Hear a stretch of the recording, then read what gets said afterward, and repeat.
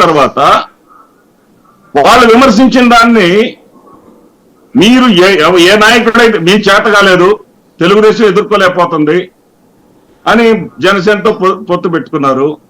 జనసేన కూడా సరిపోలేదు అని ఎవరో ఒక నాయకుడిని, పెద్ద నాయకుడిని తెచ్చుకున్నారు. ఆంధ్రప్రదేశ్ రాష్ట్రానికి విపరీతమైనటువంటి అన్యాయం చేసినటువంటి నాయకుడిని తెచ్చుకున్నారు. ఆ నాయకుడైనా సరే మీ ఇద్దరు గురించి చెప్పాలి కదా. ఏమయ్యా చంద్రబాబు నాయుడు గారు, గతంలో నన్ను తీవ్రవాది అన్నావు, ఉగ్రవాది అన్నావు, మరి భార్యనే ఏలుకోలేని వాడిని, ఆగండి సార్ మీరు ఆగండి, భార్యలేనే ఏలుకునేవాడు ప్రజల్ని ఎట్లా చూస్తాడని అన్నావు. ఇప్పుడు ఇదే వేదిక మీద పక్కన ఉన్నటువంటి జగన్మోహన్ రెడ్డి గారిని పట్టుకొని ముఖ్యమంత్రి గారిని చూడని వాడు అని చెప్పేసి అంటున్నావు. ఇవన్నీ మనకెందుకని చెప్పేసి చెప్పాలి కదా. అవి చెప్పలేదే.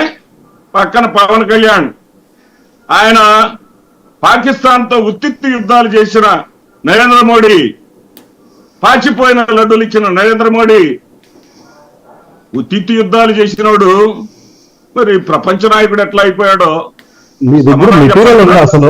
పాచిపోయిన లడ్డాలు టాపిక్ ఉన్న టాపిక్ మాట్లాడుతున్నాం సార్.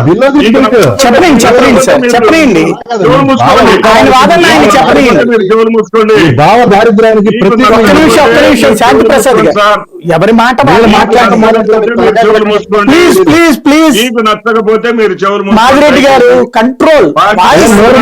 మాదిరెడ్డి గారు చెవులు ప్లీజ్ ఇక్కడ వ్యక్తిగతంగా వెళ్ళదు. మాదిరెడ్డి గారు నోరు మనం జాగ్రత్తగా అదుపులో పెట్టుకుని మాట్లాడాలి. చెవులు మూసుకో, అవి మూసుకో, ఎందుకు చెవులు మూసుకో అని చెప్తున్నారు మీరు? అది తప్పు కదా. డిబేట్ లో చెవులు మూసుకునేది ఏంది? మనం మాట్లాడేటప్పుడు ఆ టాపిక్ మీద మాట్లాడుతున్నారు. ఓకే, నేను అది మాట్లాడడానికే కష్టంగా ఉంటాయి. అది కరెక్టే. ఇప్పుడు మీరు ఒక్క మాట అండి, మీరు నేను మాట్లాడుతున్నానన్నారు, మీరు తప్పలేదు. చెవులు మూసుకోవాలంటే చెవులు మూసుకోవాలంటే పదాలు అక్కర్లేదు అంటున్నా. పాకిస్తాన్ మీద ఉత్తిత్త యుద్ధం చేశాడు అన్నది నిజమా కాదా? రైట్. పాచిపోయిన లడ్డూలు ఇచ్చాడు అన్నది నిజమా కాదా?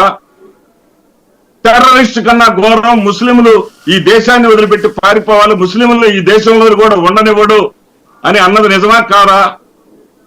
వీటన్నిటికీ సమాధానాలు వస్తాయని ఆంధ్రప్రదేశ్ రాష్ట్ర ప్రజలు ఆ కూటమిగా వాళ్ళు ముగ్గురు మళ్ళీ ఒకటైనప్పుడు ఎదురు చూసే మాట వాస్తవమా కాదా?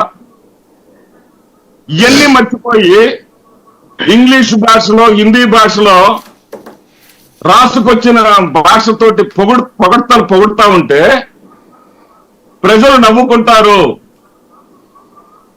ఏ అంశంలో వీళ్ళు రాజీ పడ్డారు అని ప్రజలు కొంచెమైనా సరే ఆలోచిస్తారని చెప్పేసి అవగాహన ఉండదు. సుహాసిని గారు చాలా తెలివిగా తెలిసిన కూటమి అన్నారు. తెలిసిన కూటమి 2014లో ముగ్గురు బ్రహ్మాండంగా కలిసే ప్రయాణం చేశారు. మధ్యలో ఎందుకు విడిపోయారమ్మా అంటే ఏమీ చేయలేక